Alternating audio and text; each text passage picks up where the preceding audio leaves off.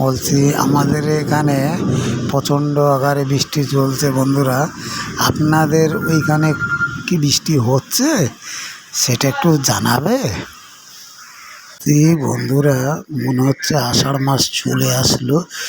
যে হারে মুষলধারে বৃষ্টি হয় আষাঢ় মাসে, বা নিম্নচাপের প্রতি যেরকম বৃষ্টি হয়, ঠিক সেই ধরনের মুষলধারা বৃষ্টি এখন আষাঢ় মাস আসার আগেই আরম্ভ হয়ে গেল।